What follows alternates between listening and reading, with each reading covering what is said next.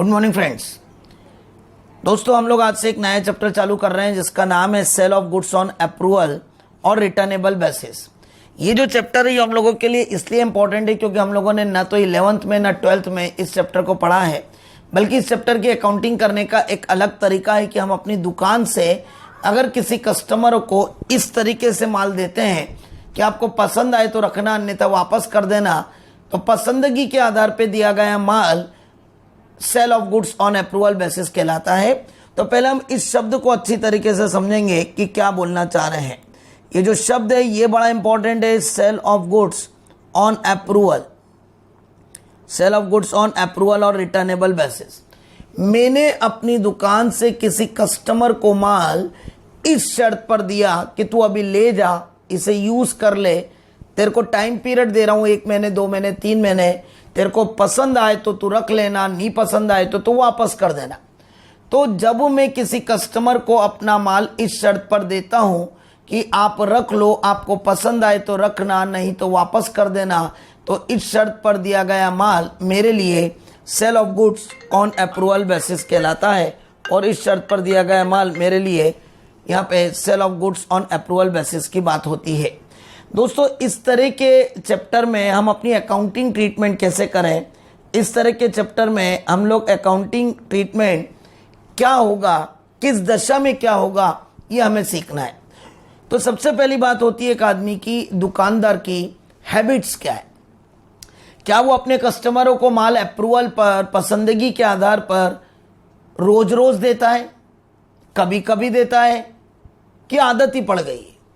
इसका मतलब there are 3 condition, there are 3 cases, there are 3 habits, जिसमें हम बातचीत करेंगे कि sale of goods to customer on approval basis की आदत उस दुकानदार की क्या है।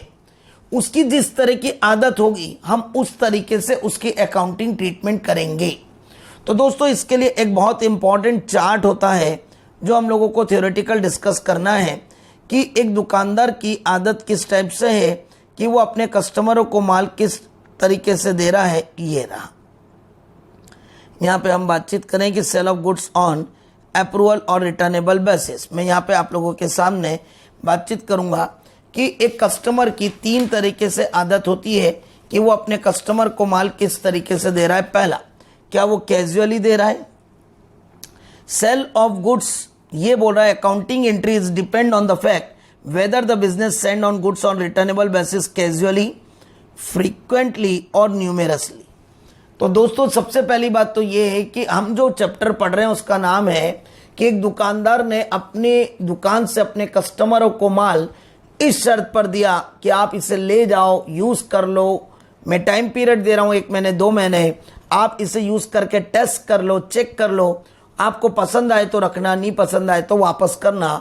इस टाइप से अगर दुकानदार ने अपना माल किसी कस्टमर को दिया है तो दुकानदार उसकी अकाउंटिंग कैसे करेगा, how to make the journal entry, how to make the accounting record in the books of the businessman, ये इस बात पे डिपेंड करता है कि दुकानदार अपनी दुकान से इस तरह का माल क्या कैजुअली देता है, कभी कभी देता है, क्या वो फ्रीक्वेंटली देता है, क्या वो न्यूमेरसली देता है। तो दोस्तों पहला मेरा पॉइंट यहाँ पे जो आएगा वो यहाँ पे फर्स्ट पॉइंट है मेरे लिए, यहाँ पे ये आएगा कि मैं किस टाइप से यहाँ पे बातचीत करूंगा। दोस्तों ये रहा। तो सबसे पहली बात कि अकाउंटिंग रिकॉर्ड इस बात पे डिपेंड करेगा कि आप अपनी दुकान से अपने कस्टमरों को माल जो अप्रूवल पर देते हो वो किस टाइप से देते हो दोस्तों। तो दोस्तों यहाँ पे अगर मैं बातचीत करूं कि sale of goods on approval basis का अकाउंटिंग ट्रीटमेंट कैसे होगा, तो accounting treatment, accounting journal entry कैसे होगी। तो दोस्तों इसके लिए सबसे पहली बात है कि आपको यहाँ पे 3 तरीके से बातचीत करनी पड़ेगी। यहाँ पे आपको 3 तरीके से बात करनी पड़ेगी। पहली, यहाँ पे अपन बातचीत करें तो ये 3 तरीके से।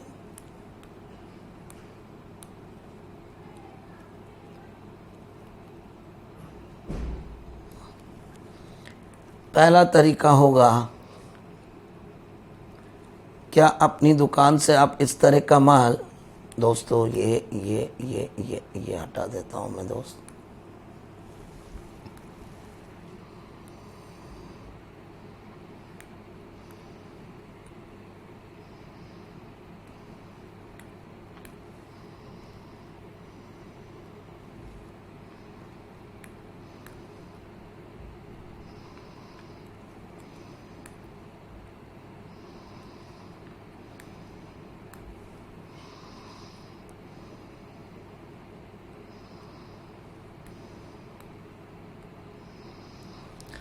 चले दोस्तों, 3 तरीके से होगा। क्या आप अपनी दुकान से इस तरह का माल कैजुअली देते हो? क्या आप अपनी दुकान से इस तरह का माल अपने कस्टमर को कैजुअली देते हो? कैजुअली। या आप अपनी दुकान से इस तरह का माल क्या फ्रीक्वेंटली देते हो? फ्रीक्वेंटली देते हो। क्या आप इस तरीके से अपनी दुकान से माल न्यूमेरसली देते हो? ये न्यूमेरसली देते हो। ये अगर आप अपनी दुकान से माल अपने कस्टमरों को पसंदगी के आधार पे जो देते हो वो कैजुअली देते हो, तो दोस्तों न्यूमेरिकल के पर्पज से ये सबसे कीमती पॉइंट है कि ऐसी दशा में आपको उसको at the time of giving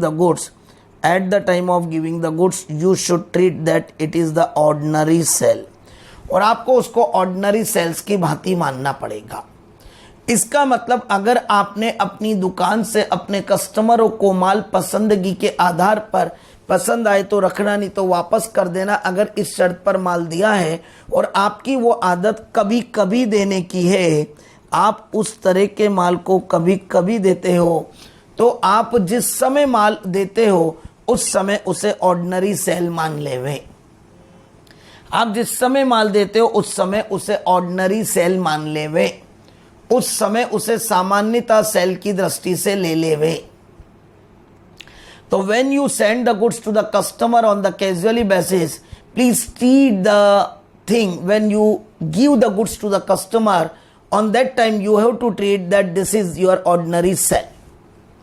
पर दोस्त, अगर आप इस तरह का माल अपने कस्टमरों को बार बार देते हो, फ्रीक्वेंटली देते हो, आदतन देते हो, तो आपको इस दशा में अपने यहाँ पर एक सेल्स और रिटर्न जर्नल इस प्रिपेयर करना है।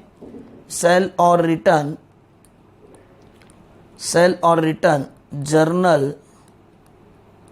जर्नल प्रिपेयर करना है, और उसमें विथ 4 कॉलम, विथ 4 कॉलम यहाँ पे आपको बनाना है।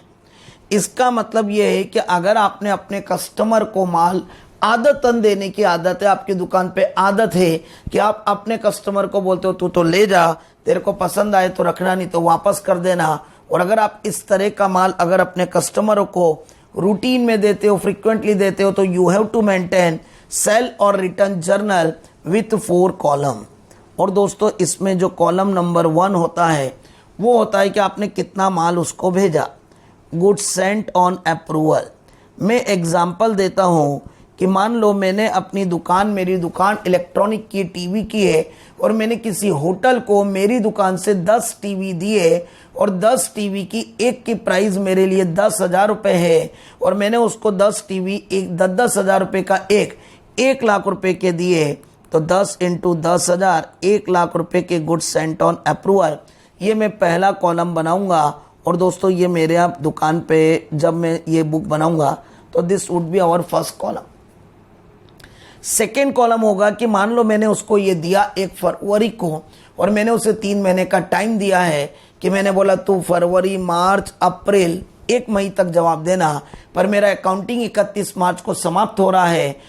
उसको टाइम मैंने 3 महीने का 1 मई तक का दिया था, but our accounting year close on the 31 March, तो 31 मार्च के पहले उसने कितना हाँ कर दिया, कितना ना कर दिया, पहले ये 2 कॉलम बनेंगे।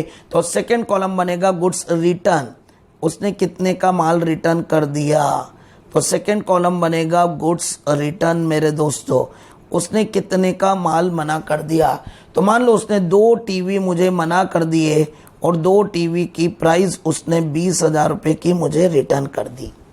इसका मतलब I send the goods to the customer 10 TV at the rate of 10,000 each, ₹1 lakh। Out of these 2 TV returned by the customer within the time period before the 31st March, ये 2 TV की return की books में entry होगी, because मैंने जितना भेजा था वो गुड सेंट ऑन अप्रूवल के कॉलम में आया, जितना उसने रिटर्न कर दिया उतना मैंने रिटर्न के कॉलम में लिख लिया।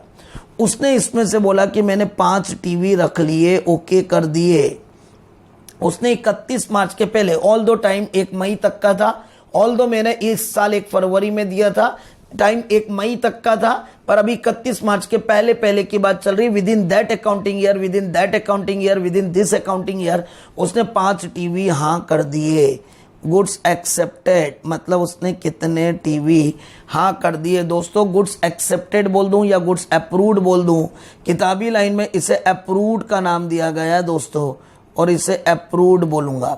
तो 5 टीवी इंटू 10,000, तो दोस्तों 50,000 रुपये का उसने हाँ कर दिया।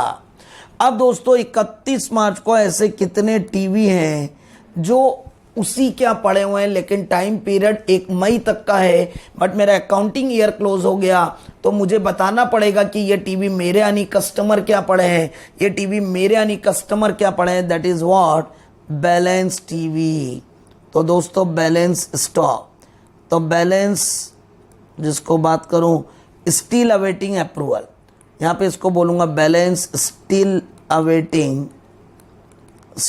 अवेटिंग अप्रूवल, अभी तक उसका अप्रूवल बचा है दोस्तों। 3 टीवी इंटू 10,000 दोस्तों 30,000 खत्म।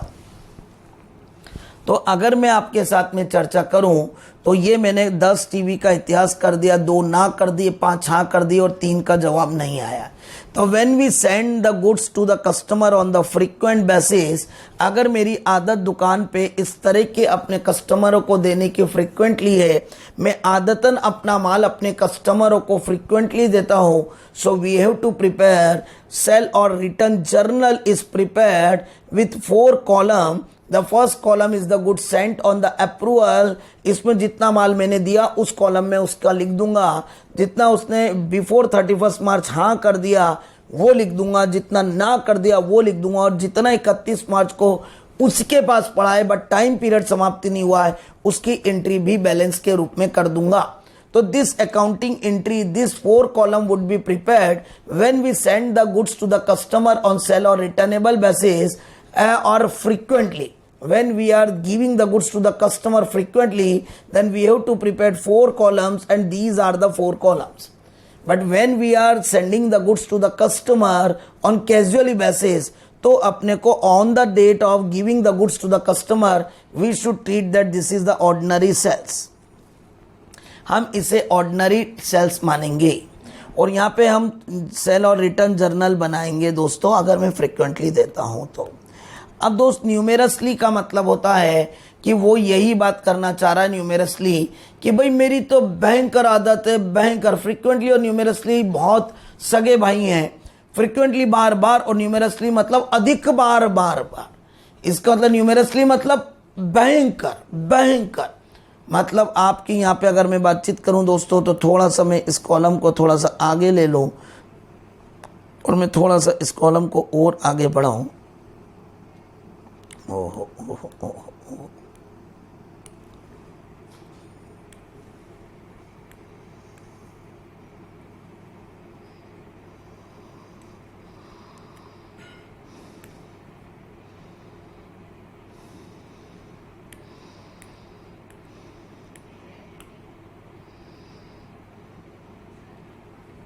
ठीक है दोस्त। तो now I am return here what न्यूमेरसली।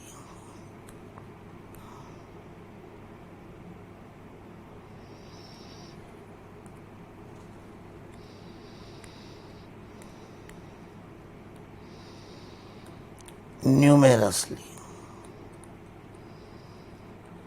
चल, यहां पे अगर मैं बातचीत करूं कि क्या होगा इस दशा में, क्या होगा अगर मैंने न्यूमेरसली की आदत बताई है तो मुझे क्या करना पड़ेगा। इस दशा में मुझे 2 बुक बनानी पड़ेगी, एक सेल और रिटर्न डे बुक, मतलब रिटर्न डे बुक का मतलब डे वाइज बुक, मतलब इसको आप अपनी भाषा में बात बोल सकते हो कि एक डे वाइज जो मैंने माल दिया उसकी बुक, और एक उसी का लेजर किस किस को दिया। एक तो लाइन से बुक जिसमें किस किस को दिया, मतलब सबको क्या क्या दिया, ये दिया ये दिया, फिर उसका ही लेजर बनाना। तो there are 2 types of book. यहाँ पे अगर मैं बातचीत करूं आपके लिए तो यहाँ पे 2 तरह की बुक बनेगी। एक ये रही जिसको बात करेंगे सेल और return day book.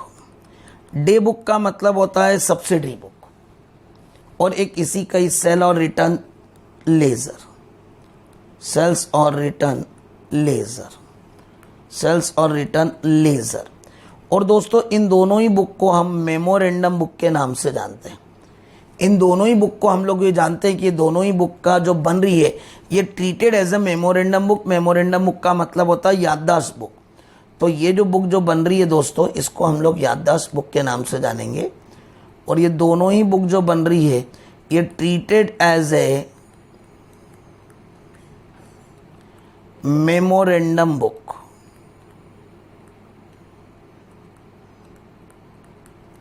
Treated as a memorandum book. इसका मतलब मेमोरेंडम बुक का मतलब होता है याददाश्त बुक। तो जब अगर आप अपनी दुकान से इस तरह का माल, इस तरह की आदत की पसंद आए तो रखना, नहीं तो वापस कर देना। न्यूमेरसली आपके ऐसे ट्रांजैक्शन है, बहुत ट्रांजैक्शन है, बहुत बार आपने इस तरह का माल दिया है, तो you have to maintain one separate book which is known as sale और return day book and another book is sale और रिटर्न लेजर। तो दोस्तों इन दोनों ही बुकों को हम मेमोरेंडम बुक बोलते हैं। मेमोरेंडम का मतलब होता है याददाश्त बुक, ताकि हमको भूल नहीं जाए हमने किसको माल भेजा है, अलग अलग हमको उसकी बुक बनानी पड़ेगी। और इस प्रकार हम उसे सेल और रिटर्न डे बुक, सेल और रिटर्न लेजर कहेंगे। और treat them as a both the book or the memorandum book and treat them as a memorandum book. पक्की बात। चले मेरे दोस्तों, ये रही आपके सामने स्थिति। तो दोस्तों that is an theoretical aspect जो हम लोग कॉन्सेप्ट को पढ़ रहे हैं कि when we are sending the goods to the customer on approval और रिटर्नेबल बेसिस, कि मैंने अपने कस्टमरों को अपनी दुकान से माल इस शर्त पर दिया कि आप इसे ले जाओ, टाइम पीरियड दे रहा हूं 2 महीने 3 महीने, आप इसे रखना, यूज करना, अच्छा लगे तो ओके करना, ना लगे तो वापस कर देना। सीधी बात है, ट्रायल पे दे रहा हूं, आप ऐसी चीज ट्रायल पे देते हो जो खराब नहीं होगी, और आपने उसे दिया और बोला तू यूज कर, चेक कर, तेरे को समझ में आए तो रखना, नहीं तो वापस कर देना। ऐसा हर कमोडिटी पे नहीं हो सकता। वो कमोडिटी पे हो सकता है जिसका कुछ बिगड़ता नहीं है। जैसे मैंने टीवी का एग्जांपल लिया कि मैंने अपनी दुकान से किसी को टीवी दिए होटल में और बोला आप इसको लगा के देख लो, रूम की साइज देख लो, 32 इंची, 40 इंची, 48 इंची, आपके कमरे में लगा के देख लो, आपको सूट होता हो तो आप ये लेना, नहीं तो दूसरा मॉडल लेकर जाना। आपको सैमसंग लगे, आपको एलजी लगे, आपको फिलिप्स लगे, आपको 32 इंची लगे, 40 इंची लगे, 48 इंची लगे, कमरे की साइज आपको डिस्टेंस को देखते हुए, कमरे का एटमॉस्फेयर देखते हुए आप ले जाएं। आपको कलर फीचर समझ में आया, आप ट्रायल कर लो, चला लो। 2 महीने का टाइम दे रहा हूं, 1 महीने का टाइम दे रहा हूं, 3 महीने का टाइम दे रहा हूं, आप इसे यूज कर लो। आपको पसंद आ जाए तो रख लेना, अन्यथा आप मुझे वापस कर देना। दोस्तों जब इस तरह की बातें हम लोग आपके साथ में करते हैं और हम अपनी दुकान से जब इस तरह का माल आपको अलॉट करते हैं कि पसंद आए तो रखना, अन्यथा वापस कर देना, तो इस तरह के माल देने को हम लोग sale of goods on approval और रिटर्नेबल बेसिस कहते हैं।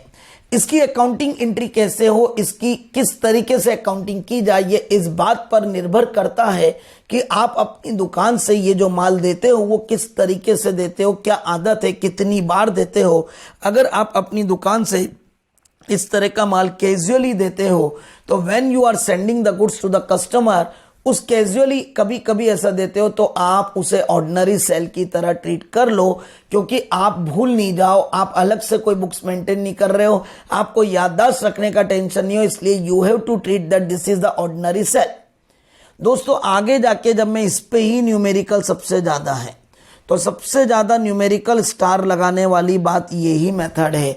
फिर कभी कभी फ्रीक्वेंटली का पूछता है, कभी कभी ये पूछता है, पर ज्यादातर इंपॉर्टेंट अगर मैं बात करूं तो कैजुअली का ही पूछेगा। तो when you are send the goods to the customer on casually basis, तो you have to see that what types of accounting entry are pass when you are sending the goods to the customer and what types of entry pass when the customer refused the goods, accepted the goods, and the time period has not been lapsed but the accounting period has been lapsed. So what would be the journal entry, what would be the accounting treatment, that we have to see in the next part of that chapter. But first we have to see that what is the habits of the shopkeeper. If he is giving the goods to the customer on the casual basis, then that casual basis would be treated as a ordinary sale when he send the goods to the customer on the casually basis. But when the goods are given by the shopkeeper to the customer on the frequent basis, the shopkeeper should maintain a sell or return journal or journal is prepared with the 4 column. The first column would be what is the goods sent on approval, and the second column is goods rejected by the customer or goods returned by the customer, and the third one is the goods approved by the customer, and fourth one what is the balance stock, that is the still goods are still the customer having the right to approve the goods but the accounting period has been closed. Means आपने अपने customer को 1 मई तक का time दिया था but आपका accounting year 31 मार्च को close हो गया है, तो आप 31 मार्च को उसे बैलेंस स्टॉक के रूप में रखोगे। साल खत्म हो गया है लेकिन मेरा टाइम पीरियड समाप्त नहीं हुआ है, that is known as balance of the goods. But when you are sending the goods to the customer numerously, it means there are many transactions in the businessman, in the shopkeepers, कि भाई we are sending the goods numerously to the customer on sell or returnable basis, on approval basis. Then we have to maintain the 2 books. The first book is known as sell or return day book, and the another book is known as sell or return journal ledger, and both the book would be treated as a memorandum book. The memorandum book is known as a याददाश्त book. याददाश्त का मतलब याद रखने वाली book, तो वो आपको अकाउंटिंग में अपनानी पड़ेगी दोस्तों. अब दोस्तों हम एक एक करके न्यूमेरिकल पे आएंगे. हम डिटेल चर्चा करना चाहेंगे कि अगर मैंने अपनी दुकान से अपने कस्टमरों को जो माल दिया है वो अगर कैजुअली बेसिस पर दिया है तो क्या होगा. तो when we are given the goods to the customer on the casual basis, जब मैं अपनी दुकान से किसी कस्टमर को माल कैजुअल बेसिस पे दे रहा हूं तो क्या उसका अकाउंटिंग ट्रीटमेंट होगा. When we are sending the goods to the customer on casual basis, जब मैं अपनी दुकान से किसी कस्टमर को माल कैजुअल बेसिस पे देता हूं तो क्या अकाउंटिंग ट्रीटमेंट होगा. दोस्तों ऐसा एक डमी एग्जांपल लेना पड़ेगा तो अपने को समझ में आएगा. सपोज करो कि मैं अपनी दुकान से बातचीत करता हूं कि यहाँ पे वही वाला एग्जांपल, कैजुअली की बात कर रहा हूं, फ्रीक्वेंटली की बात नहीं कर रहा हूं. सपोज करो कि मैंने अपनी दुकान से 1 फरवरी को 15 टीवी, कॉस्ट प्राइस हर टीवी की 8,000, सेलिंग प्राइस हर टीवी की 10,000, एक होटल को अप्रूवल के लिए दी. एक होटल को अप्रूवल के लिए दी 1 फरवरी को. उसने मुझे टाइम पीरियड जो दिया, यहाँ पे टाइम पीरियड इज 3 मंथ, मतलब यहां कब तक का दिया मैंने, 1 मई तक का. Accounting year closed on 31st मार्च. 20 फरवरी को होटल मतलब कस्टमर रिजेक्टेड 3 टीवी, मतलब रिटर्न कर दिए. 15 मार्च को होटल मतलब कस्टमर अप्रूव्ड 6 नहीं 6 नहीं, यहाँ पे 7 लेते हैं, 7 टीवी. ओके, अब आपको इसकी जर्नल एंट्री करनी है दोस्तों. क्या अकाउंटिंग करोगे दोस्तों. सबसे पहली बात हम इसकी अकाउंटिंग किस टाइप से करेंगे दोस्तों.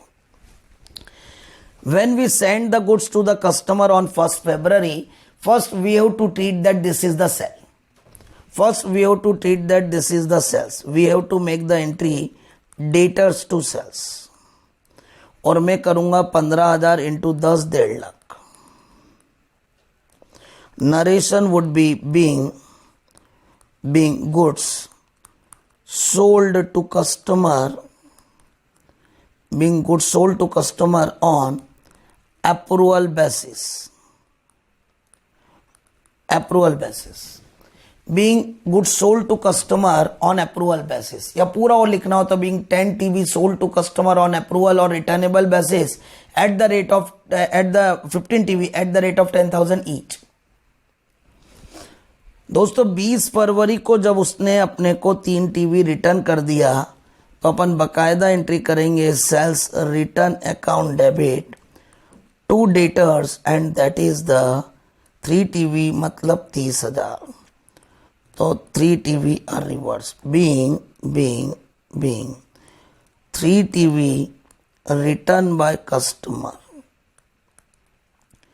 3 TV return by customer, 3 TV customer द्वारा रिटर्न कर लिए गए। अब दोस्तों अगर अपन बातचीत करें यहाँ पे तो आगे की बात में क्या करेंगे। अब उसने 20 मार्च को कुछ टीवी के लिए, उसने 15 मार्च को उसने कुछ टीवी के लिए उसने ओके कर दिया और उसने बोल दिया कि यस ये टीवी मैंने रख लिए, राइट। तो ये टीवी अपन ने रख लिए।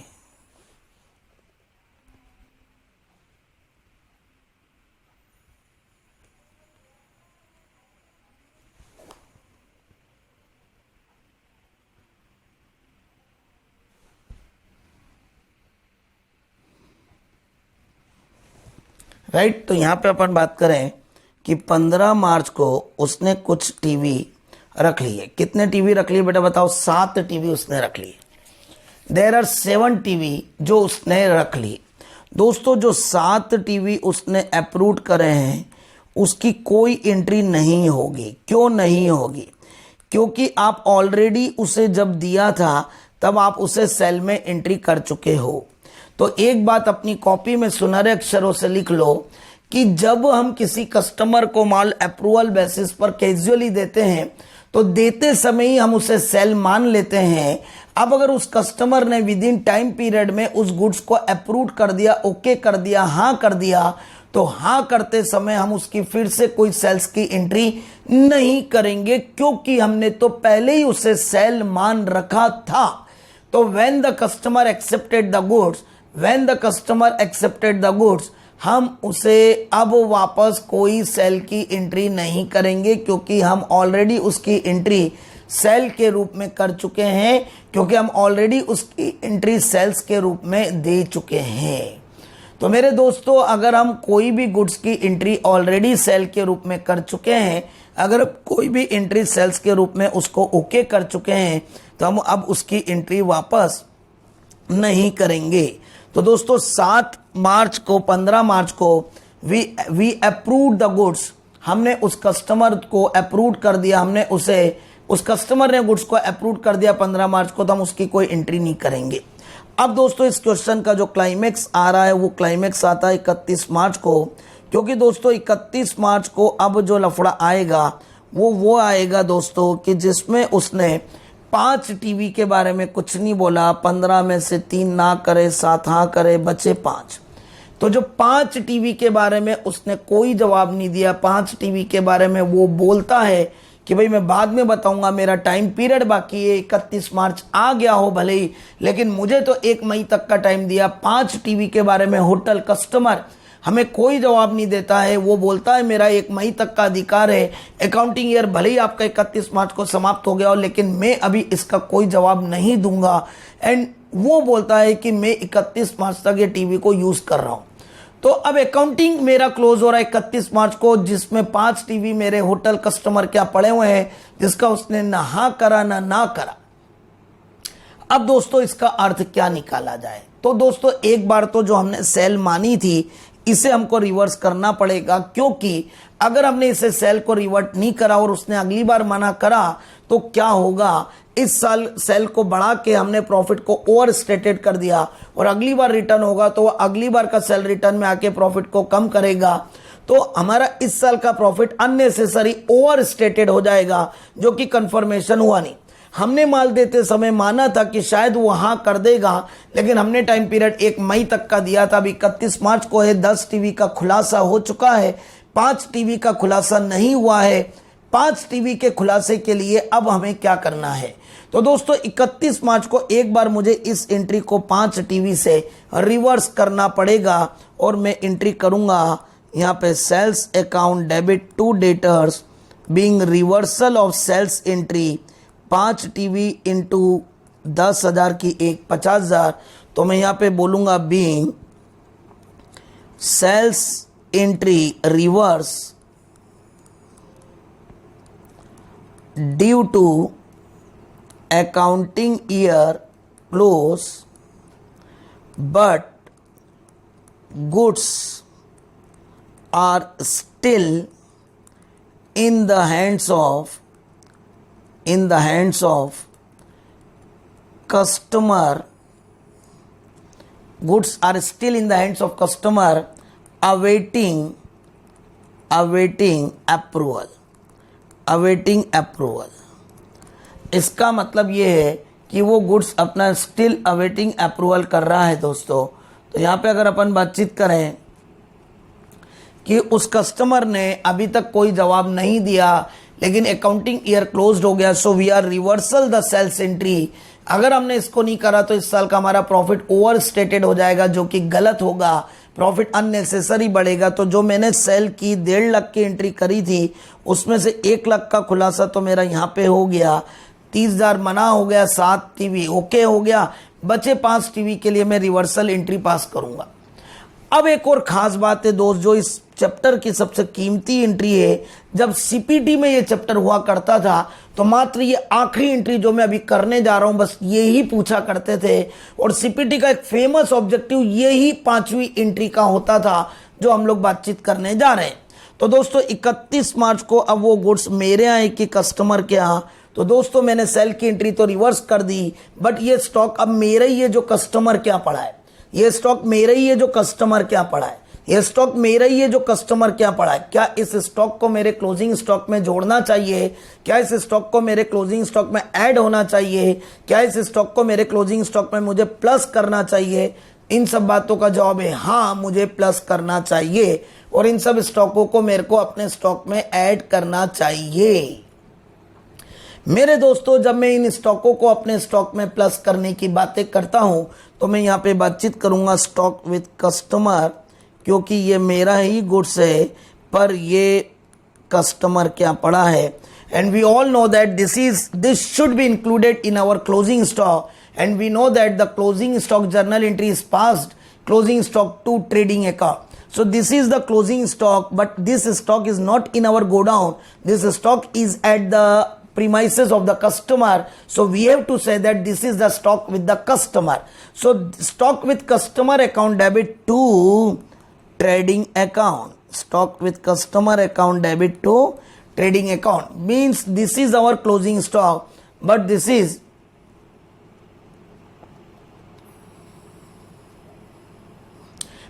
is our closing stock और ये मैं अपना क्लोजिंग स्टॉक यहाँ पे रखता हूं।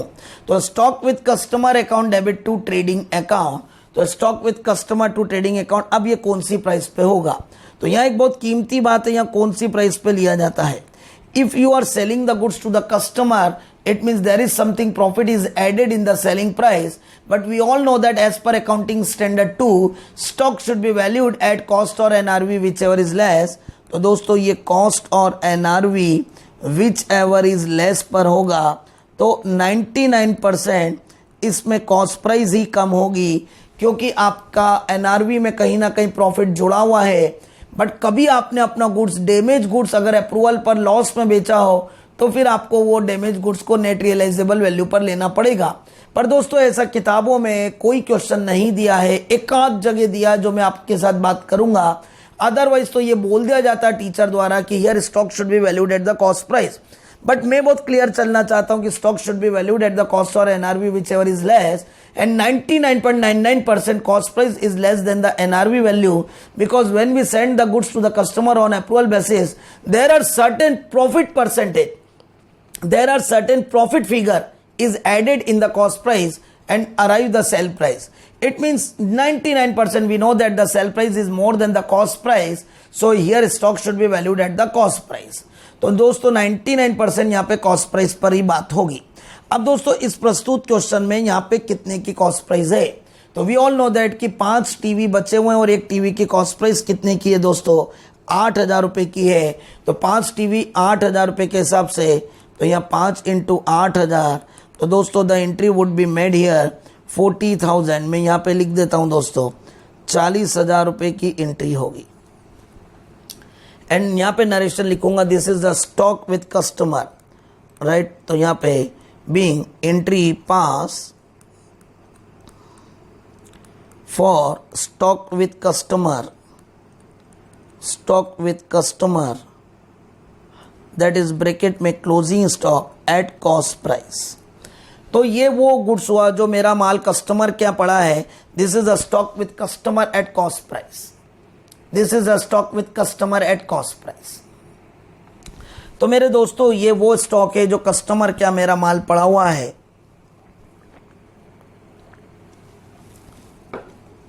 और कॉस्ट प्राइस पे दिया हुआ है। दोस्तों चेक कर सकते हैं मेरे दोस्तों यहां पे। तो अगर मैं अपनी बातों को लेता हुआ आपके साथ में आगे बढ़ता हूं मेरे दोस्तों, तो this is the stock with customer at the, यहां पे पक्की बात दोस्त। तो sales account debit to debtors 50,000 50,000, that is that thing done. चलें दोस्तों यहां पे अगर अपन बातचीत करें,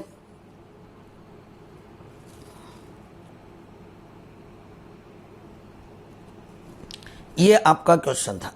अब दोस्तों इस क्वेश्चन में एक जो खास कहानी में दौड़ लगाने वाली बात है, जो सीपीटी में सबसे फेमस पॉइंट हुआ करता था, वो ये आखिरी एंट्री पूछा करते थे। बट चूंकि CA foundation is the subjective exam, so he would ask all the 5 entries, और ये 5 एंट्रियां आपसे बातचीत करेगा। अब हम, ये तो था बेसिक पॉइंट जिसको हमने बात करी कि इसके बिना तो हम आगे बढ़ ही नहीं सकते हैं। And you have to remember that 5 entries आपको ये करनी पड़ेगी। हर क्वेश्चन में आपको ये 5 बातें करनी पड़ेगी, कितना माल दिया, कितना ना करा, कितना हाँ करा, कितना बचा हुआ है, और कितना क्लोजिंग स्टॉक का कॉस्ट प्राइस है। अब दोस्तों स्पेशल पॉइंटों का मैं डिस्कशन कर रहा हूं यहां पे, तो यहां पे मैं पहले कुछ ब्रेकअप कर देता हूं और फिर मैं आगे की बातें यहां पे लूंगा दोस्तों।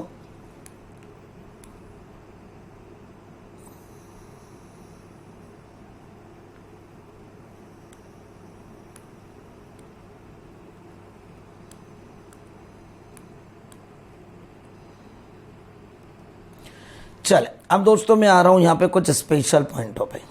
यहाँ पे जो मैं नोटिंग लिखूंगा दोस्तों, वो कुछ स्पेशल पॉइंट आपके सामने यहाँ पे डिस्कस करूंगा दोस्तों। तो पहले मैं स्पेशल पॉइंट की बात करूं दोस्तों, ये स्पेशल पॉइंट मेरे आ रहे हैं। पहले स्पेशल पॉइंट, अब दोस्तों जो 5वीं एंट्री होगी, जो लास्ट एंट्री होगी, वो हम लोग जानते हैं जनरली काय पे होगी, कॉस्ट प्राइस पे। अब इसमें case number 1, if cost price is given directly, is cost price is given in question directly, तो ये तो अपने लिए लॉटरी बन गई डायरेक्टली, देन इट्स ओके। तो ये अपने लिए एक अच्छी बात होगी, और केस नंबर 1 मैं यहाँ पे अपने लिए रहा। तो case number 1, if cost price is given in the question directly then it's okay. Second number पे बातचीत करें केस 2 में, कि अगर अपने को यहाँ पे कॉस्ट प्राइस डायरेक्टली नहीं दियो, अगर अपने को क्वेश्चन में यहाँ पे कॉस्ट प्राइस डायरेक्टली नहीं दियो, if cost price is not given directly तो क्या करना, if cost price is not given directly तो क्या करना। दोस्तों अब इसमें 2 पॉइंट होते हैं। पहला पॉइंट होता है कि आपको काय पे दिया है, तो यहाँ पे देखना जो अपन आगे की चीजें पढ़ते हैं कंसाइनमेंट में, a point, if goods are sent to customer, if goods are sent to customer, अगर आपने कस्टमर को कुछ इस तरीके से दिया हो, if goods are sent to customer on percentage कैसे दिया है वो अपने को देखना हो, तो अपन कैसे बातचीत करेंगे। If goods are sent to customer on, यहां पे on profit percentage on sale price, काय पे दिया हो दोस्तों, profit percentage on sale price. इसका मतलब क्वेश्चन में ऐसा बोला हो कि 25% profit on sale price, 25% profit, 25% on sale price profit. अगर ऐसा दे दिया हो कि 25% on sale price, profit 25% on sale price दिया, तो अब आप क्या करोगे। अगर मैं ऊपर वाले ही क्वेश्चन ऐसे बात करता हूं कि 25% प्रॉफिट ऑन सेल प्राइस, तो आप क्या करोगे। तो सेल प्राइस हुई 5 टीवी की 50,000, 5 टीवी की सेल प्राइस हुई 5 × 10,000, ये 50,000। और अब इसमें उसने बोला है कि 25% प्रॉफिट ऑन सेल प्राइस, तो 25% मतलब इसका 12,500। तो अब इसकी कॉस्ट प्राइस कितनी हो गई, 37,500। तो when the goods are given to the customer on certain profit percentage and the profit percentage is given on the sell price, the language clearly mentioned that profit percentage is given on the sell price, then you have to calculate the cost price of the closing stock with the customer by applying the formula. First you have to calculate the closing stock. ये रही closing stock at sell price और इसमें से profit percentage आपने घटा दिया तो आपका closing stock at cost price आ गई दोस्तों. तो that is the closing stock at cost price आ गई. ये closing stock at cost price आ गई. इट मीन्स पहला केस हुआ कि if the goods are sent to the customer on certain profit percentage on the selling price, then you have to calculate the cost price by deducting that profit percentage from the closing stock at selling price and arrive at the closing stock at the cost price. सीधी बात करूं, यदि आपको question में ये बोला हो कि shopkeeper ने अपना माल अपने कस्टमर को 25%, 30%, 20%, 15%, 50% प्रॉफिट परसेंटेज लेकर ऑन सेलिंग प्राइस दिया है, तो आप आखिरी में जो उस गुड्स की सेलिंग प्राइस है उसमें से परसेंटेज घटाओगे और फिर आप जो बच जाएगा उसे कॉस्ट प्राइस निकाल दोगे. सेकेंड, इसमें जो इंपॉर्टेंट केस है कि if the goods are sent to the customer on certain profit percentage, यहां पे बी पार्ट में अगर मैं बातचीत करूं तो यहां पे if the goods are sent to customer, okay, if goods are sent to customer, if the goods are sent to customer on profit percentage on cost price, यहाँ पे profit percentage on cost price, मतलब वो काय पे दे रहा है दोस्तों, profit percentage on cost price. और सपोज करो उसने यही लाइन बोली हो कि 25% ऑन कॉस्ट प्राइस, तो ये 25% ऑन सेल प्राइस थी तो डायरेक्टली घटा दिया मैंने, ये डायरेक्टली घटा दिया. यहाँ पे अगर कैलकुलेट भी करना हो तो 50,000 इंटू 25/100 और ये डायरेक्ट कर दिया. बट अगर उसने इस तरीके से बोला है तो अब मैं क्या करूंगा, तो सेल प्राइस 5 टीवी की 50,000, 5 इंटू 10,000, और अब मैं इसमें से कॉस्ट प्राइस कैसे निकालूं. तो we have two option. Either we have to convert the profit percentage on sell price into the cost price into the sell price. Either we have to convert the profit percentage on cost price to sell price. It means conversion rate, conversion percentage, जिसकी table मैं आपको बताता हूं. तो यहां पे मैं करूंगा, यहां पे less conversion less 20% on sell price, 20% on sell price, because we know that 25% on cost price equal to 20% on the sell price. So we have to calculate the profit. यहाँ पे ये प्रॉफिट 50,000 इंटू 20/100, तो 10,000 गया और that is our closing stock at cost price 40,000. That is the closing stock at cost price. It means either we have to convert the profit percentage on cost price on the sell price or direct apply, or direct application of the formula, cost price closing stock equal to when the profit percentage is given on the cost price. When the profit percentage is given on the cost price, then how to calculate the closing stock at cost price? There are two options. First, either you have to convert the profit percentage on cost price into the sell price, or apply the direct formula, and the formula is closing stock selling price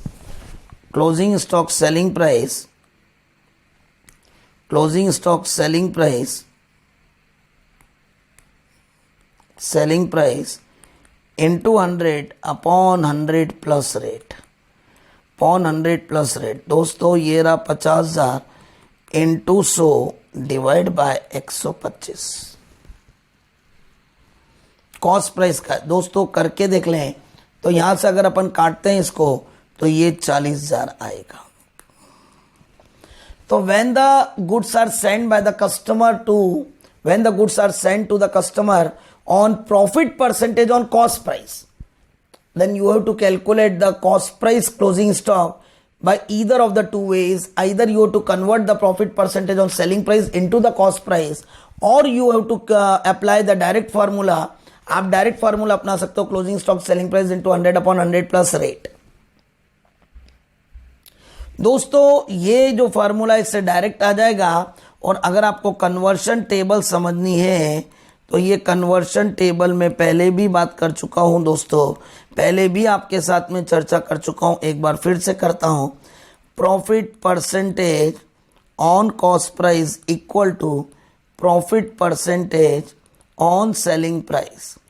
एक integer कम होता है दोस्तों, इसका 50% होता है तो इसका 33.33% होता है, इसका 33.33% होता है तो इसका 25% होता है, इसका 25% होता है तो इसका 20% होता है। और मेरे दोस्तों अगर इसका 20% होता है, इसका 20% होता है तो इसका 16.67% होता है। अगर मैं इंटीजर में बातचीत करूं दोस्तों आपके साथ में, तो मैं अगर इंटीजर में चर्चा करूं तो ये अगर 1/2 होता है तो ये 1/3 होता है, ये 1/3 होता है तो ये 1/4 होता है, ये 1/4 होता है तो ये 1/5 होता है, ये 1/5 होता है तो ये 1/6 होता है। दोस्तों इससे मैं कंसाइनमेंट में इस चैप्टर के बाद फिर से वापस सिखा दूंगा, क्योंकि वहां पे भी ये काफ़ी कीमती पॉइंट होता है, काफ़ी इंपॉर्टेंट पॉइंट होता है। मैं एक बार पहले सिखा चुका हूं। अगर बच्चे बोल रहा है कि अभी करना है तो मैं अभी भी कर सकता हूं, इसको प्रूव कर देता हूं दोस्तों। कैसे करता हूं प्रूव दैट? अगर अपन मान लें कोई भी एक एग्जांपल ले लो, मैं फिगर भी ऑड लूंगा, सो नहीं लूंगा, परसेंटेज सो होता है। लेट द कॉस्ट प्राइस से मैं सेल प्राइस का परसेंटेज निकाल रहा हूं। लेट द पहला example, let the cost price भी 500 रुपए। मैं ऑड फिगर जान करके ले रहा हूं दोस्तों, वो नहीं ले रहा हूं। ये 100 वो लेने में लफड़ा ही रहता है, क्योंकि आपको मजा ही नहीं आता। लेट द कॉस्ट प्राइस भी 500 रुपए और इसका 50% लिया मैंने। तो दोस्तों कॉस्ट का 50% लिया तो ये रहा 50%, तो इसका 50% हुआ तो ये सेलिंग प्राइस हुई 750।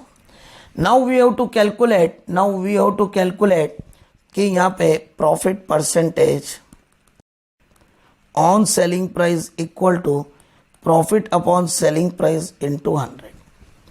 दोस्तों यहाँ पे अगर मैं बातचीत करूं आपसे तो 250 अपॉन 750 इनटू 100। दोस्तों ये 33.33%। और दोस्तों ये रहा 33.33%।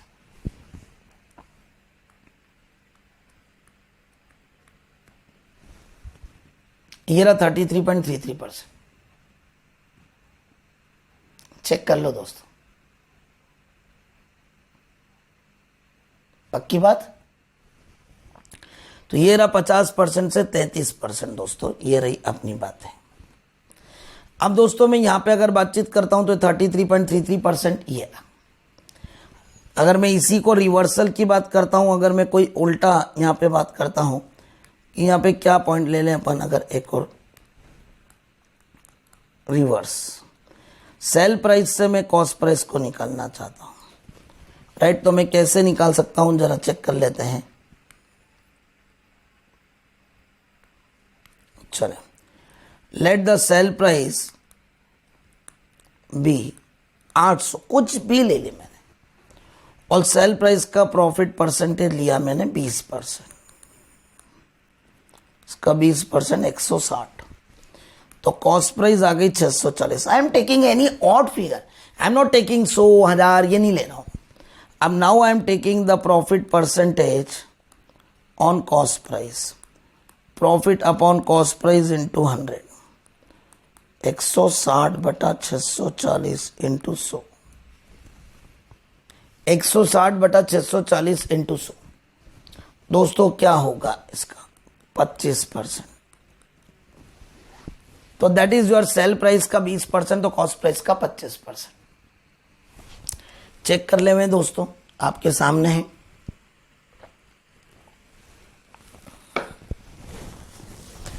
ये आपके सामने स्थिति है, चेक कर ले,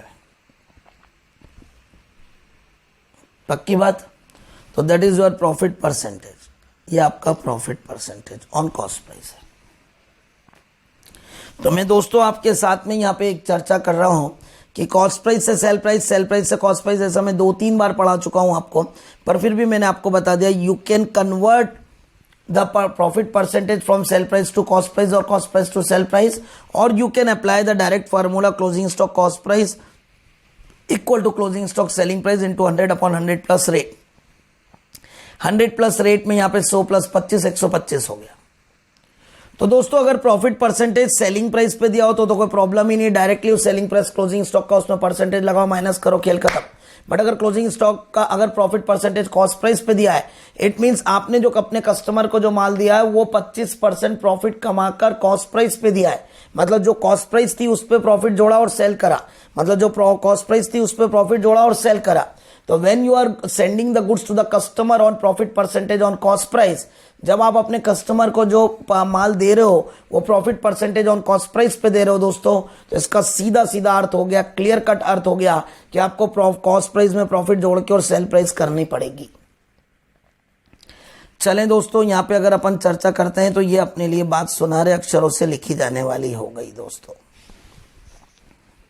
पक्की बात। तो दोस्तों अगर कॉस्ट प्राइस से सेल प्राइस पे निकालना हो तो कन्वर्शन परसेंटेज या डायरेक्ट फार्मूला। तो सबसे पहली बात, आखिरी एंट्री में हमें क्लोजिंग स्टॉक की entry stock with customer to trading account करनी है। इस एंट्री को 2 बार दोहरा लो।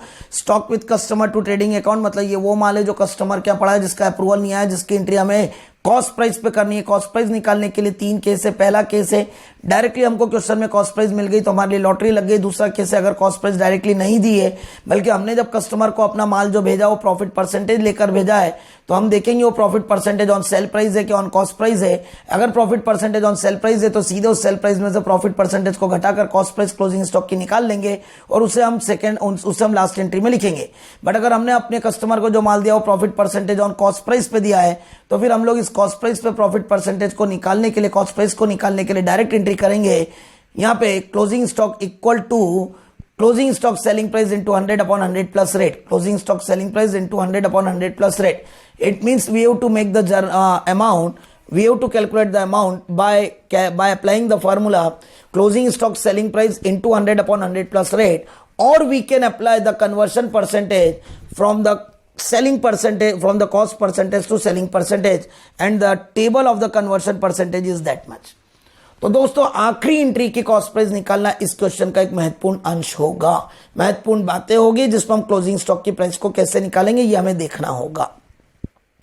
ये सारा मामला तब चल रहा है दोस्तों जब मैं अपना कस्टमर को अपनी दुकान से माल कैजुअली देता हूं और देते समय मैंने उसे ऑर्डिनरी सेल माना था। तो 31 मार्च आ गया लेकिन अभी तक उसने हाँ नहीं करी। वो गुड जो कस्टमर का 31 मार्च को माल पड़ा हुआ लेकिन उसने अभी तक हाँ नहीं करा, उस माल को मैं किस तरीके से ट्रीट करूंगा। पहले मैं उसे सेल को रिवर्स एंट्री करूंगा, पहले मैं सेल की रिवर्स एंट्री करूंगा, फिर मैं उस सेल की रिवर्स एंट्री करने के बाद उसे क्लोजिंग स्टॉक में लूंगा और मैं एंट्री करूंगा closing stock with customer to trading account. अब बात आती है closing stock with customer account debit to trading account की। अमाउंट कॉस्ट प्राइस होनी चाहिए और कॉस्ट प्राइस निकालने के 3 केस है कि अगर हमें डायरेक्ट कॉस्ट प्राइस दी हो तो ओके, अगर हमें प्रॉफिट परसेंटेज और सेलिंग प्राइस दिया तो डायरेक्ट परसेंटेज घटा देंगे। बट समस्या है कि जब हमने उसको माल दिया था और profit percentage on cost price कमाया था तो हम कैसे निकालें। तो या तो डायरेक्टली फार्मूला अपना लेंगे closing stock cost price equal to closing stock selling price into 100/100 plus rate, या फिर हम कन्वर्शन फार्मूले को लगाकर, कन्वर्शन रेट के स्थिति को लगाकर हम डायरेक्टली काम कर सकते हैं और अपना closing stock at cost price को ला सकते हैं। एक छोटा सा ब्रेक, एक 5 सेकेंड का ब्रेक, चेक करें, स्टोर करें।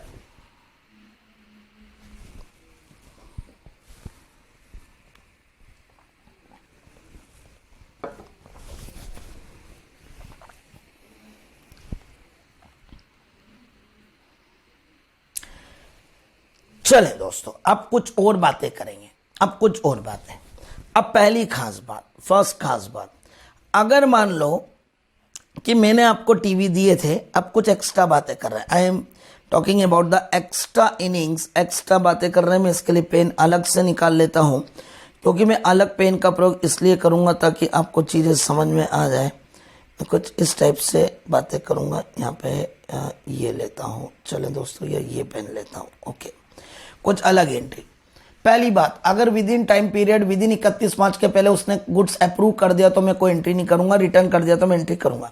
अब मान लो कि मैंने आपको 1 फरवरी को माल दिया था और उस समय सेलिंग प्राइस 10,000 थी, उस समय सेलिंग प्राइस 10,000 थी, सपोज करो 10,000 की सेलिंग प्राइस थी, लेकिन 1 फरवरी को जैसे ही माल दिया और उसने जब अप्रूव करा, उसने जब ये 7 टीवी अप्रूव करे, ये 7 टीवी अप्रूव करे, उस समय उन टीवियों की मार्केट प्राइस 13,000 हो गई थी। उस समय उन 7 टीवियों की मार्केट प्राइस 13,000 हो गई थी, 13,000। तो दोस्तों फिर मेरे को क्या करनी पड़ेगी, मैंने कस्टमर को ये बोल रखा था कि भाई अभी आज 10,000 में दे रहा हूं, सॉरी 8,000 का टीवी था, मैंने तेरे को 10,000 में दिया है। अब अगर तू जब हाँ करेगा उस समय प्राइस क्या होगी देख लूंगा, अगर 10,000 ही रही तो 10,000 में ही दे दूंगा।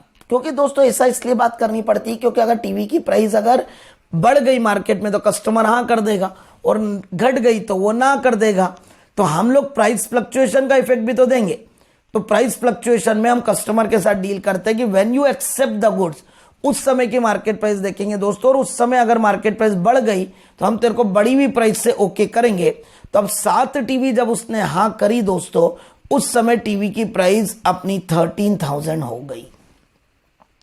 मेरे दोस्तों मैं यहां पे एंट्री कर चुका हूं 10,000 रुपए से, मैं 10,000 रुपए से ऑलरेडी यहां पे एंट्री कर चुका हूं। अब वो टीवी की प्राइस हो गई 10,000 से बढ़ के 13,000 दोस्तों। अब वो टीवी की प्राइस 10,000 से बढ़ के 13,000 हो गई। इसका मतलब 3,000 से टीवी की प्राइस बढ़ गई। तो अब अगर वो जो टीवी उसने लौटा दिए उस पर तो कोई फर्क नहीं पड़ेगा, क्योंकि वो तो मैंने एंट्री 10 से करी थी तो लौट के भी 10 की आई। पर अगर उसने 7 टीवी हाँ कर दी और उस तारीख को टीवी की प्राइस 13,000 हो गई, it means the price of every TV has been increase by 3,000 rupees. So दोस्तों मैं 3,000 इंटू 7 21,000 से यहाँ पे एंट्री करूंगा, एक एंट्री और करूंगा इस तारीख को। और अगर वो हाँ करता है दोस्तों तो मैं यहाँ पे एंट्री करूंगा debtors account debit to sales. दोस्तों ये पेन में मगजमारियाँ ज़्यादा है तो मैं चलो ये तो कर लेता हूँ, सेल्स की एंट्री। और दोस्तों मैं इसकी एंट्री जो करूँगा आपके सामने वो मैं 21,000 से करूँगा, 21,000 से करूँगा, खत्म। तो दोस्तों ये 7 टीवी इंटू 3,000, इसका मतलब अगर ड्यूरिंग द ईयर अगर वो 7 टीवी की बातें ओके करता है और उस दिन अगर मार्केट प्राइस बढ़ जाती है तो बढ़ने वाली तारीख पर उस टीवी की जो एक्चुअल प्राइस होगी उतने से एंट्री और की जाएगी। और दोस्तों मान लो कि अगर यहाँ पे 7 टीवी जो उसने हाँ करे उस दिन अगर उसकी मार्केट प्राइस 10 से घट के 9 हो गई, 9 हो गई। अच्छा जो उसने रिजेक्ट कर दी उस पर कोई फर्क नहीं, जो आखिरी में क्लोजिंग स्टॉक है उस पर कोई फर्क नहीं, क्योंकि उन सबसे मुझे कोई लेना देना नहीं है। मैं तो केवल ओके ओके ओके वाली एंट्री पे बात कर रहा हूं। तो when the customer give the approval for 7 TV और and on that date the TV the market price of the TV has been change, अगर वो बढ़ गई हो तो we have to make the additional entry debtors to sales for the increase amount of the sale. But अगर गिर गई हो तो मैं क्या एंट्री करूंगा, क्योंकि 7 टीवी उसने जो मुझे करी थी उसकी एंट्री में करूंगा सेल्स टू डेटर्स। अगर मान लो उसकी 9,000 हो गई तो 1,000 इंटू 7 और मैं 7,000 से रिवर्स एंट्री कर दूंगा। इट मीन्स ये कि अगर प्राइस बढ़ती है तो मैं ये एंट्री करूंगा और अगर प्राइस गिरती है तो मैं ये एंट्री करूंगा, डिक्रीज होती है तो मैं ये एंट्री करूंगा। यहाँ 10,000 से लेके 13 हो गई और यहाँ 10 से लेके 9 हो गई। तो इसका मतलब आप अपनी बातों में सुनहरे अक्षरों से लिख के रख लो कि विद इन दैट ईयर अगर वो कस्टमर जब अप्रूव करता और सेम प्राइस पे अप्रूव करता, 3 बातें बोलूंगा, सेम प्राइस पे अप्रूव करता, जिस तारीख को उसने अप्रूव करी उस तारीख को मार्केट प्राइस वही थी जो हमारी देते समय थी, then no entry would be made in the books of the shopkeeper. पहली बात। दूसरी बात, अगर कस्टमर ने उस माल को अप्रूव करा उस तारीख को उस टीवी की उस गुड्स की कमोडिटी की प्राइस बढ़ चुकी है तो जो डिफरेंस अमाउंट है उससे एक और एडिशनल एंट्री होगी जिसकी एंट्री होगी debtors account debit to sales, दूसरी एंट्री। तीसरी एंट्री होगी दोस्त, तीसरी दशा हो सकती है कि यदि जिस तारीख को उसने अप्रूव करा उस तारीख को अगर उस टीवी की प्राइस कम हो गई, माइनस हो गई, गिर गई तो मैं उसकी रिवर्ट एंट्री करूंगा उन 7 टीवियों से sales account debit to debtors. क्या सर ये सिर्फ उन टीवियों की बात होगी जिसे उसने हाँ करा है? हाँ, क्योंकि जिन टीवियों को उसने ना कर दिया उन टीवियों को मैं रिवर्ट भी उतने अमाउंट से करूंगा जितने अमाउंट से मैंने उसे दिया था। और जिन टीवियों के बारे में उसने कोई जवाब नहीं दिया है, जिन टीवियों के बारे में उसकी कोई बातचीत नहीं हुई है दोस्तों, उन टीवियों के बारे में मैं ये बात करूंगा कि भैया वो तो मैं साल के एंड में रिवर्स करके स्टॉक विद कस्टमर की बात करूंगा ही। तो दोस्तों प्राइस घटने बढ़ने से किन पे कोई फर्क नहीं पड़ेगा, प्राइस घटने बढ़ने से किन के ऊपर कोई टेंशन नहीं होगा, रिटर्न की एंट्री पे कोई फर्क नहीं पड़ेगा, रिटर्न की एंट्री में यहाँ पे कोई टेंशन नहीं होगा, राइट। अप्रूवल जो बचा हुआ उस पर कोई फर्क नहीं पड़ेगा, क्लोजिंग स्टॉक पे कोई फर्क नहीं पड़ेगा। जो कुछ एंट्रियों पे फर्क पड़ेगा वो आपकी एंट्रियों पे फर्क सिर्फ और सिर्फ पड़ेगा किस पर? जो एंट्रियां आपने यहाँ पे ओके कर दिए, जो गुड्स आपने अप्रूव कर दिया हो उस पर फर्क पड़ेगा। तो अपनी कॉपी में इस बात को सुनहरे अक्षरों से लिखकर रखें कि when the price has been change within that year then the impact on the approved goods, impact on the approved goods, right. Impact इसका चार्जर मेरे को दे देना लगा के, क्योंकि अभी 1 मिनट का और 5 मिनट का और है, कोई दिक्कत नहीं है।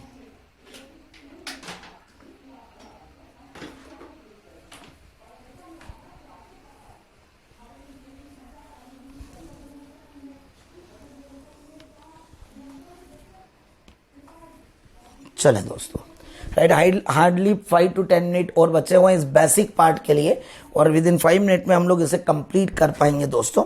पर मैंने इसे चार्जिंग पे लगा लिया ताकि कहीं कोई डिस्टर्बेंस नहीं हो दोस्तों।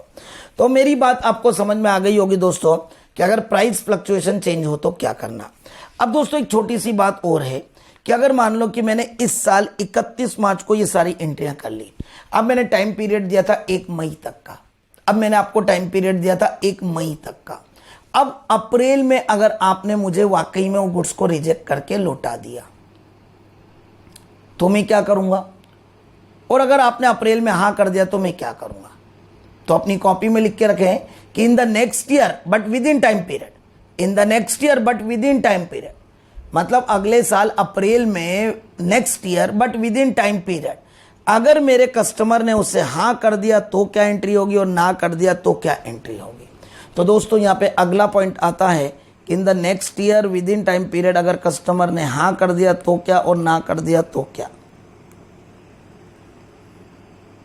चलें दोस्तों यहाँ पे नेक्स्ट ईयर की बात करते हैं। Next year with in time period अगर कस्टमर ने हाँ कर दिया तो क्या करना और ना कर दिया तो क्या करना। तो दोस्तों नेक्स्ट ईयर की बातचीत करें कि कस्टमर क्या बोलता है। अप्रैल मंथ में बिफोर फर्स्ट में अगर कस्टमर हाँ करता है तो क्या और ना करता है तो क्या। इफ द कस्टमर अप्रूव्ड हाँ, again make the entry, again करनी पड़ेगी आपको डेटर्स टू सेल्स, अगेन आपको डेटर्स टू सेल्स करनी पड़ेगी बिकॉज आपने इस साल तो उस एंट्री को रिवर्ट कर दिया है, तो in the next year but before the time period if the customer approved the 5 TV then you have to make again 50,000, या जो भी बढ़ी हुई प्राइस है, जिस भी प्राइस पे आप बातचीत करते हो उस प्राइस पे आपको एंट्री करनी पड़ेगी दोस्तों, और आपको अगेन इसकी एंट्री करनी पड़ेगी। But if the customer return the goods in the next year, अगले साल, then no entry would be required. बस आपको अपनी बुक्स में केवल एक काम करना पड़ेगा कि वो गुड्स को लाके अपने गोडाउन में रखना पड़ेगा, और अब जो आपने स्टॉक विद कस्टमर बोला था वो आपका खत्म हो जाएगा, मतलब वो स्टॉक विद कस्टमर का अकाउंट आपका फिनिश हो जाएगा और आपके गोडाउन में स्टॉक बढ़ जाएगा। तो किताबी ज्ञान तो कहता है कि when the customer return the goods in the next April month within 1st of May then you should not make any entry. पर मेरा प्रैक्टिकल नॉलेज कहता है कि वो जो स्टॉक विद कस्टमर का खाता आप खोल चुके हो उसे क्रेडिट करना पड़ेगा और एक्चुअल में स्टॉक को डेबिट करना पड़ेगा। तो you have to make the entry by closing the stock with customer account stock account debit to stock with customer account because you already open in the last year stock with customer account.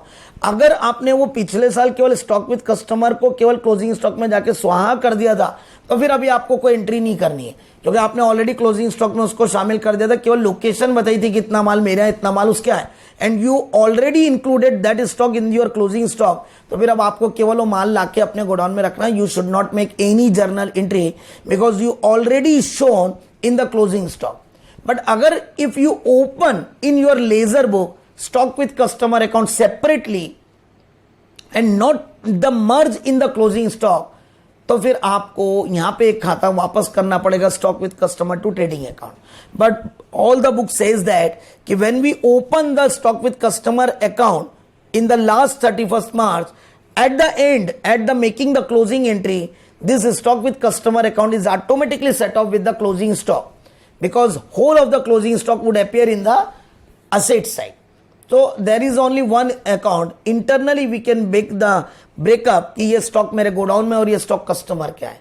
तो अब ये depend करता practically life में कि वो accountant ने कितने खाते खोल रखे हैं. फाइनली उसने पिछले साल का स्टॉक विद कस्टमर यहां लेकर आया है कि नहीं लेकर आया. अगर वो स्टॉक विद कस्टमर का अकाउंट यहां लेकर आया होगा तो उसे यहां पे क्लोज करना पड़ेगा जब वो कस्टमर के यहां से माल आ जाएगा तो. बट किताबी अवधारणा ऐसी मानी गई है कि फाइनली स्टॉक विद कस्टमर जो पिछले साल खाता खोला था that would be merge with the closing stock account. So when the customer actually return the goods in the April month then there would be no journal entry required. उस दशा में कोई भी जर्नल एंट्री आपकी required नहीं होगी, ऐसा माना जा रहा है, ऐसा सोचा जा रहा है. Is that clear? ये रहा दोस्तों. तो दोस्तों मैंने आपके सामने क्या क्या चीजें शेयर करी, जरा एक बार हम ब्रॉडली इसको पूरा रिपीट कर लें. हार्डली 5 मिनट में पूरा चैप्टर आज का लेक्चर समरी करूंगा मैं, पूरा 5 मिनट में पूरा समरी आप लोग चेक कर लें. सबसे पहले हमने इस चैप्टर में ये देखा कि यदि हमने अपनी दुकान से अपनी फैक्ट्री से किसी कस्टमर को माल पसंदगी के आधार पर दिया हो कि पसंद आए तो रखना नहीं तो वापस कर देना, sale of goods on approval और रिटर्नेबल बेसिस करा है तो उसका अकाउंटिंग ट्रीटमेंट कैसे होगा. फिर हमने देखा इसका अकाउंटिंग ट्रीटमेंट इस बात पर निर्भर करता है कि आप अपनी दुकान से इस तरह का माल कैसे देते हो. हमने देखा कि अगर हम इस तरह के माल को कैजुअली देते हैं तो जिस समय माल देते हैं उस समय उसे सेल मानेंगे और उसका अकाउंटिंग कुछ इस तरीके से होगा. हमने एक डमी एग्जाम्पल लिया जिसमें कैजुअली की बातचीत करी डिटेल में कि जब हम अपने कस्टमर को माल देंगे तो हम सबसे पहली बात उसे देते समय सेल के रूप में ऑर्डिनरी सेल जैसा ट्रीट करके जर्नल एंट्री पास कर देंगे डेटर्स टू सेल्स. जब कस्टमर को हमने टाइम दिया 3 महीने का, लेकिन उसमें हमारा साल ब्रेकअप हो रहा है, कुछ टाइम इस साल कुछ टाइम अगले साल जा रहा है, तो इस साल 31 मार्च के पहले कस्टमर ने जो माल रिटर्न कर दिया हम उसकी एंट्री कर देंगे sales return to debtors. Customer ने जो माल हमको अप्रूव कर दिया, अगर वो सेम प्राइस पे अप्रूव कर दिया तो हम कोई जर्नल एंट्री नहीं करेंगे क्योंकि हम ऑलरेडी उसकी एंट्री कर चुके हैं. अगर कस्टमर ने जब अप्रूव करा उस समय उस गुड्स की प्राइस बढ़ गई तो हम डिफरेंस ऑफ अमाउंट से उसकी प्राइस को एंट्री करके लिख देंगे. अगर जिस समय कस्टमर ने अप्रूव करा उस समय अगर प्राइस गिर गई तो हम जितने रुपए से प्राइस गिर गई उतने टीवी उतने गुड्स को जो अप्रूव करा उसकी रिवर्स एंट्री कर देंगे debtors to sales to debtors. अगर जो माल 31 मार्च को कस्टमर क्या पड़ा है पर उसका अप्रूवल नहीं आया है उसको एक बार हम रिवर्ट एंट्री पास करेंगे और एक बार उसकी रिवर्स एंट्री पास करके उस गुड्स को हम लोग जो सेल्स में प्रॉफिट बुक कर चुके थे उसे रिवर्ट करेंगे and the goods still in the hands of the customer, हम सेल बुक कर चुके उसकी रिवर्ट एंट्री करेंगे सेल्स टू डेटर्स. देन मेरे दोस्तों उसके बाद वो गुड्स जो कस्टमर क्या पड़ा उसको हम लोग रिकॉर्ड करेंगे कॉस्ट और NRV whichever is less पर. Generally when we are sending the goods to the customer on profit basis तो कॉस्ट प्राइस पर ही रिकॉर्ड करेंगे because cost price is less than the market price.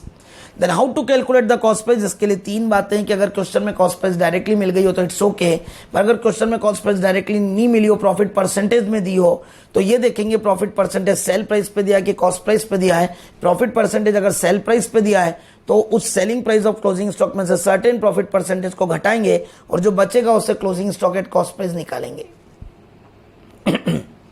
अगर profit percentage at cost price दिया हो तो हम closing stock at selling price में से हम कन्वर्शन फार्मूला लेकर प्रॉफिट परसेंटेज घटाएंगे और निकालेंगे closing stock at cost price. और फिर हम लोग निकालेंगे closing stock at cost price का मतलब यहां पे हो गया कि closing stock equal to closing stock at selling price into 100/100 plus rate. पक्की बात। यहां पे अगर अपन चर्चा करें तो अगली बात करेंगे कि यहां पे हमने कॉस्ट प्राइस निकाल ली दोस्तों। अब बात आती है कि अगर अगले साल पर टाइम पीरियड के पहले, मतलब मैंने उसको 1 फरवरी को टीवी दिया था, 1 मई तक का टाइम दिया था, मेरा साल 31 मार्च को एंड हो रहा है, मतलब अप्रैल महीना अगले साल है, लेकिन टाइम बाकी कस्टमर के पास। उस कस्टमर ने अगर मुझे हाँ कर दी उन 5 टीवियों के बारे में, तो we would make again the sale entry debtors to sales, because मैं 31 मार्च को उससे ऑलरेडी रिवर्ट एंट्री में पास कर चुका हूं, तो we would make the again entry debt that is known as debtors to sales. But अगर मैंने 31 अप्रैल में उसने कस्टमर ने मुझे वापस कर दी, तो मैं उसकी कोई एंट्री पास नहीं करूंगा, क्योंकि ऐसा माना जाता है कि मैं ऑलरेडी पिछले साल उसको रिवर्ट एंट्री पास करके अपने क्लोजिंग स्टॉक में जोड़ चुका हूं। ऑल्दो उसका नाम स्टॉक विद कस्टमर है, लेकिन मैं उसे क्लोजिंग स्टॉक में ले चुका हूं। अब तो केवल मेरे गोडाउन में आ जाएगा बस कस्टमर के यहां से। That is our when we are sending the goods to the customer on casual basis. अब अगर मैंने अपनी दुकान से अपने कस्टमरों को माल फ्रीक्वेंटली बेसिस पे दिया है, तो we have to maintain the one book that is known as sale और return journal is prepared with 4 columns. 4 columns में एक बुक बनाऊंगा, जिसमें पहला कॉलम हुआ कितना माल दिया, दूसरे में कितना रिजेक्ट हुआ, तीसरे में कितना अप्रूव्ड हुआ, और चौथा 31 मार्च को कितना माल ऐसा कस्टमर क्या पड़ा जिसका अभी तक अप्रूवल नहीं आया। तीसरा अकाउंटिंग ट्रीटमेंट होगा when we are send to the customer our goods on sale और रिटर्नेबल बेसिस न्यूमेरसली, बार बार देता हूं। So we have to maintain 2 book. One is sell or return day book, that is known as just like of subsidiary book, and second is sell or return ledger.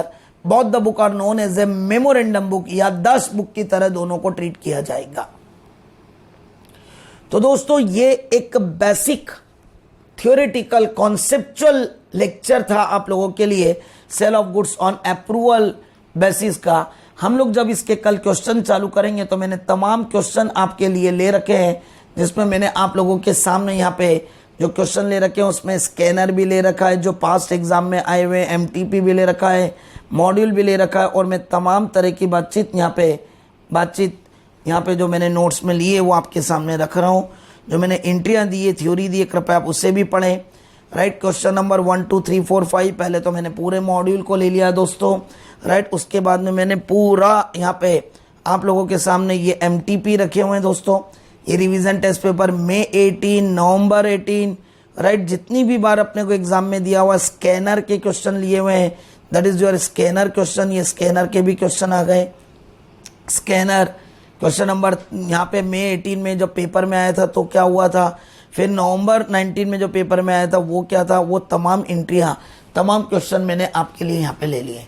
तो it include notes, include all module, all scanner, all MTP, RTP, तमाम तरह की बातों के साथ में ले लिया। आज का पहला लेक्चर जो हम लोगों का इस चैप्टर पे था वो पूरा कॉन्सेप्चुअल लेक्चर था। मैं उम्मीद करता हूँ कि कल आप इसे पढ़ के आएंगे ताकि हम लोग इसको अगली बात में ले पाएं। Thank you.